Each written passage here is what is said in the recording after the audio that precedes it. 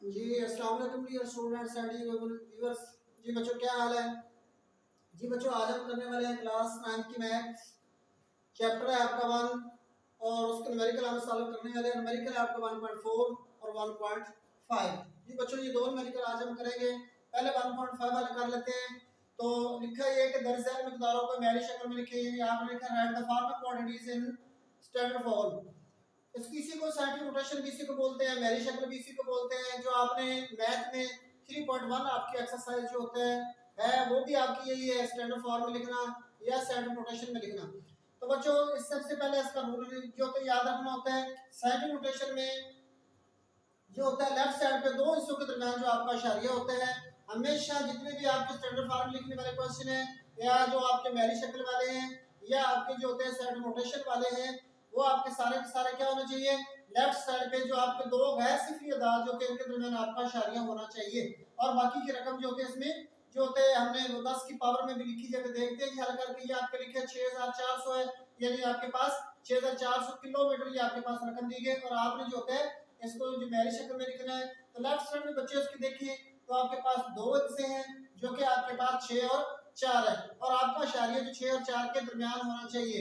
इस तरह का इशारिया नहीं लगा हुआ तो हम लिख देते हैं 6.4, यानी जो होता है गैर सिफरी अदाद आपने मुकम्मल लिखने हैं। इसके बाद हमने देखना है कि जहां पे हमने इशारिया लगाया है यहाँ पे 6 और 4 के बाद कितने हिस्से आते हैं, तो वो नजर आ रहे हैं हमारे पास 3 हिस्से होते हैं। तो जहां आप बच्चे इशारिया लगाते हैं उसके दाएं तरफ हिस्से काउंट किए जाते हैं, जितने हिस्से हों वो 10 की पावर में जो होते हैं लिख दिए जाते हैं और यही बच्चे जो आपका आंसर है। अब इसके बाद बच्चे इसकी तरफ देखिए दूसरा जो बी जो आपके पास दिया गया है ये आपके पास है 0 0 0, 4 आपके पास 0 है और लेफ्ट साइड पे आपकी जो होता है वो 38 लिखा है यानी 38 है। तो इसके साथ किलोमीटर यूनिट भी लिखा है आपने, जो होता है यूनिट को चेंज नहीं करना, आपने सेम उसी तरह ही जो होता है वो लिख देना। तो बुक में इसी तरह हल किए हुए तो बच्चों आपने भी इसको उसी तरह ही हल करना है। और ये आपके पास है 38 के साथ 4 0 लगे। और साइंटिफिक नोटेशन या मैरी जो होता है मैरी शक्ल का असूल ये होता है कि आपका इशारिया 3 और 8 के दरमियान में होना चाहिए, यानी लेफ्ट साइड पर दो गैर सिफरी अदाद के दरमियान आपका इशारिया जो है वो होना चाहिए। आप इसको लिखेंगे 3.8 यानी 3.8 लिखेंगे। तो फिर हमने ये देखना है कि जहां आपने जो होता है ये इशारिया लगाया है तो इसके दाएं तरफ कितने हिस्से आपके आते हैं। तो हमारी जो हमने इशारिया लगाया है वो आपके पास है 3 के बाद, और 3 के बाद अगर जो होते हैं हिस्से आपके काउंट किए जाए तो वो टोटल जो होते हैं वो बन रहे हैं 5। तो इसको लिख दिया जाएगा 10 की पावर 5 ये 10 रेज़ टू पावर 5, ये आपके पास आएगा 3.8 into 10 raise to power 5 kilometre. यही बच्चे आपका जो होता है आंसर है। इसके बाद देख लें जी ये आपके पास देख रहे 3 सिफरे हैं दाएं तरफ, उसके बाद फिर 3 सिफरे हैं, इसके बाद फिर 2 सिफरे हैं और इसके बाद आपके जो होते 3 लिखे हुए हैं। तो टोटल हिस्से जो आपके पास है 3 3 6 और 3 आपके पास 9 है। और आपका जो होता है इशारिया होना चाहिए मैरी जो होते हैं शक्ल में लिखने के असूल के मुताबिक या साइंटिफिक नोटेशन के असूल के मुताबिक या साइंस हकीम के असूल के मुताबिक आपका इशारिया लेफ्ट साइड पे जो होता है वो गैर दो गैर सिफरी अदाद के दरमियान होना चाहिए। और इसमें रकम में देखा जाए तो आपके पास लेफ्ट साइड पे जो होता है गैर सिफरी अदाद सिर्फ आपके पास एक ही है, इसलिए आपका इशारिया जो होगा वो 3 के बाद आ जाएगा। अगर आपके पास एक ही हिस्सा हो तो फिर आपने जो तो उसको लेफ्ट साइड पे एक छोड़कर आपने इशारिया लगाना होता है। ऊपर भी आपका रूल यही है कि लेफ्ट साइड पे देखिए एक ही हिस्सा जो है छोड़ा हुआ है, यानी दो हिस्से हो तो उनके दरमियान में आपने इशारिया लगा देना। आपके पास हिस्सा ही एक है तो लेफ्ट साइड पे आपने जो है एक हिस्सा छोड़कर जो है वो इशारिया लगाना था। इसलिए हम लिखेंगे 3 पॉइंट लिखना चाहिए तो 3 पॉइंट जो होता लगा ले, नहीं भी लगाना तो ये जरूरी नहीं है 3 पॉइंट लगाना, क्योंकि इसके बाद आगे जो है आपके जो कि 0 स्टार्ट हो जाती है, इसलिए 3 का 3 लिखा जाएगा। 3.0 को जो लिख लेते हैं, लेकिन ये जरूरी नहीं आप सिर्फ 3 का 3 लिख लें। इसके बाद हम लिखेंगे 10 रेज़ टू पावर जितनी आपके पास सिफरें हैं तो आपके पास 3 3 और ये आपके पास 2 है तो ये बन जाएगा आपका 10 रेज़ टू पावर 8। और इसका बच्चे यूनिट भी आपने तब्दील नहीं करना, उसी का उसी तरह जो होता है मीटर पर सेकंड या मीटर फी सेकंड आपने उसी तरह जो है वो लिख देना होता है। इसके बाद बच्चों आपका जो होता है एक दिन में सेकंड की तादाद को डी जो दिया गया है कि एक दिन में सेकंड की तादाद को आपने जो होता है मैरी शक्ल में लिखना है। और ये बच्चों बड़ा अहम क्वेश्चन है, ये अक्सर आपके पेपर में जो तो 2 नंबर का आ जाता है। ये वाले आमतौर पर मौजूदी पेपर में आते हैं और ये वाला जो होता है अक्सर आपके पेपर में जो होता है जो 2 नंबर का क्वेश्चन आपके आया हुआ है। तो बेहतर है आप इसको बच्चे पूरा हल कर लें कि एक दिन में जो होते हैं 24 घंटे होते हैं, यानी 1 day is equal to 24 hours. और 1 घंटा जो होता है ये बराबर आपके होता है 60 मिनट्स के, ये 1 hour is equal to 60 minutes है और 1 minute is equal to 60 second. 1 minute में आपके पास होते हैं 60 सेकंड। तो इस तरह एक दिन में आपके पास कितने सेकंड हो जाएंगे, तो आपने सारी रकमों को मल्टीप्लाई कर दें, जो आपके पास 24 है 24 है, इंटू आपको 60 और इंटू फिर आपका 60 हो जाएगा। तो ये सारे जो मल्टीप्लाई करेंगे तो आपके निकल आएंगे सेकंड। तो ये आपके निकलते हैं 24 को 60 से, जब 60 को 60 से मल्टीप्लाई किया जाता है तो आपके पास आ जाए 86,400 सेकंड आपके पास जो होते हैं वो आ जाते हैं। तो बच्चों आपने इसमें असल में इसको लिखना है सेकंड नोटेशन में। तो उसका रूल क्या आपने पढ़ा अभी अभी कि लेफ्ट साइड पे 2 हिस्सों के दरमियान आपका इशारिया होना चाहिए, या लेफ्ट साइड पे एक हिस्सा छोड़कर आपके जो दाएं तरफ इशारिया आ जाना चाहिए। उस रूल के मुताबिक हम लिखेंगे 8.6 और इसके साथ आप 4 भी लिखेंगे, क्योंकि जो गैर सिफरी अदाद जो होते हैं, नॉन जीरो डिजिट्स जो होते हैं, वो आपके लाजमी आपने साथ लिखने होते हैं। इसके बाद हमें ये देखना है कि 6 के जहां मैंने इशारिया लगाया है 6 से पहले, और 6 से लेकर आपके राइट साइड पे दाएं तरफ कितने इंच हैं, जो कि आपको नजर आ रहा है 4 इंच हैं, और ये होते 10 की पावर में चले जाएंगे। हम लिखेंगे 10 की पावर 4, यानी आपके आंसर आ जाएगा 8.64 × 10 रेज़ टू पावर 4 सेकंड। तो बच्चों ये आपका जो है आंसर है। जी बच्चों अब हम चलते हैं क्वेश्चन नंबर 4 की तरफ, और वो भी आपका क्वेश्चन ये है, इसकी मैंने दोनों को इकट्ठा करवा दिया। 1.4 जो आपका क्वेश्चन है, इसमें दिए गए दर्जन मिकदारों को म्यारी शक्ल में लिखें, वही आपका स्टैंडर्ड फॉर्म में लिखना, म्यारी शक्ल में लिखना या स्टैंडर्ड नोटेशन में लिखना। और आपके पास रकम जो दी गई है वो आपके पास है 1168 इन 1168 ज़रब 10 की पावर जो आपके लिखी गई है वो आपके पास -27 है।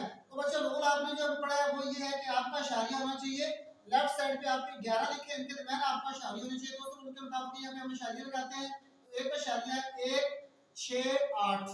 तो अब हमने देखना है कि जहाँ पर हमने इशारिया लगाया इसके दाएं तरफ हमारे पास कितने, अपनी तरफ से चूंकि आपने इशारिया लगाई याद रखना है, तो इसके दाएं तरफ जितने हिस्से हों वो 10 की पावर में चले जाती हैं। तो हम लिखेंगे 10 की पावर 3 ये 10 रेज़ टू पावर 3, और ये वाला आपका 10 रेज़ टू पावर -27 ये 10 की पावर -27 जो कि आपके पास पहले मौजूद है।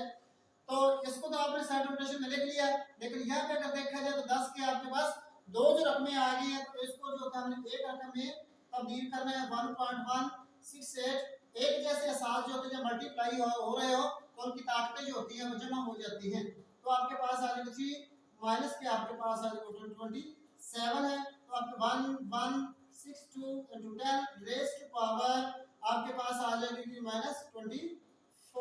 और यही बच्चे जो आपका आंसर है। ये एक जैसे असास जो होते हैं जब मल्टीप्लाई हो रहा है तो उनकी पावर जो होती है वो आपस में जो होती है जमा हो जाती है। जी बच्चे हम अब इसके चलते हैं जो नंबर बी की तरफ, और वो आपके पास लिखा है जी 32 × 10 रेज़ टू पावर 5, यानी 32 ज़रब 10 की पावर आपके पास है 5।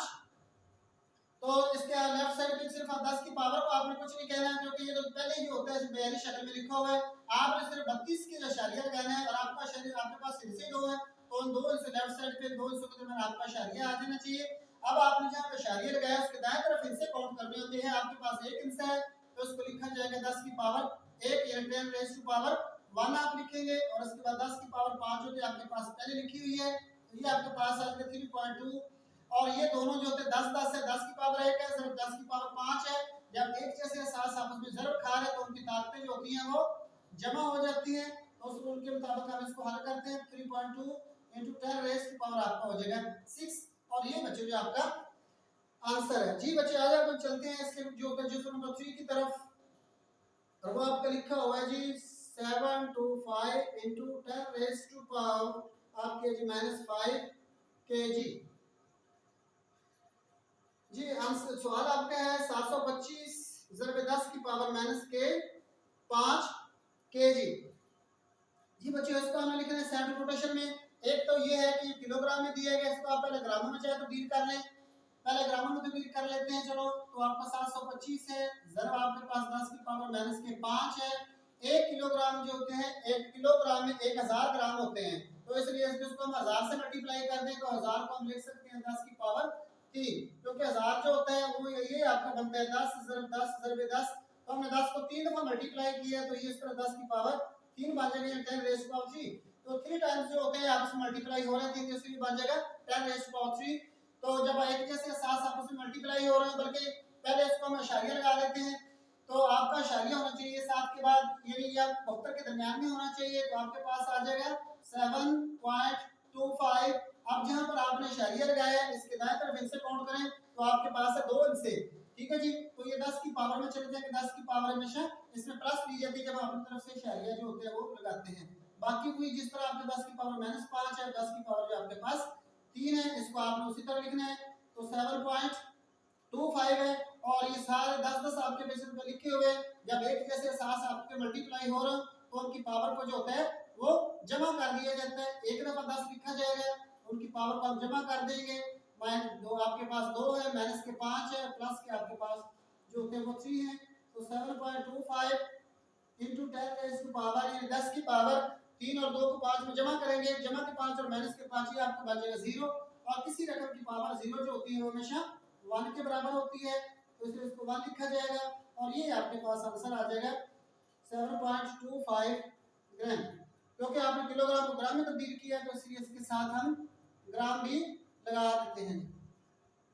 सभी के साथ लिखना है तो बेहतर है सभी के साथ आप लोग लिख लें और आखिर में भी आपके पास आ जाएगा 7.25 ग्राम। जी बच्चों, अब हम इसके चलते हैं लास्ट जो उसकी तरफ,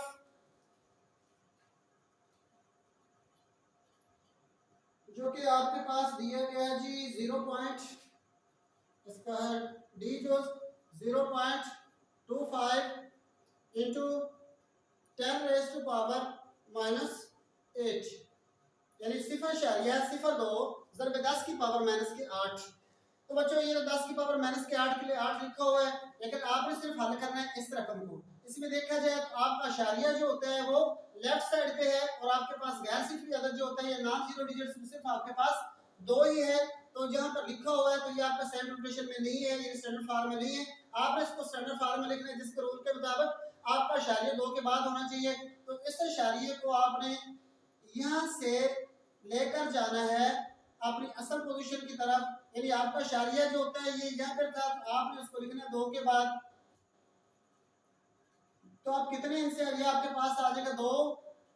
आप कितने इंच से इसको दाएं तरफ लेकर गए हैं वो आपने 10 की पावर में लिखना होता है। वो आपके पास 2 इंच से जो होता है दाएं तरफ लेकर गए तो आपके पास आ जाएगा 10 की पावर माइनस के 2 ये आएंगे, क्योंकि जब भी हम इशारिये को दाएं तरफ लेकर जाते हैं स्टैंडर्ड नोटेशन में लिखने के लिए तो जितने इंच से आप दाएं तरफ लेकर जाएंगे वो 10 की पावर में लिखा जाएगा, लेकिन 10 की पावर जो होती है हमेशा माइनस में ली जाएगी।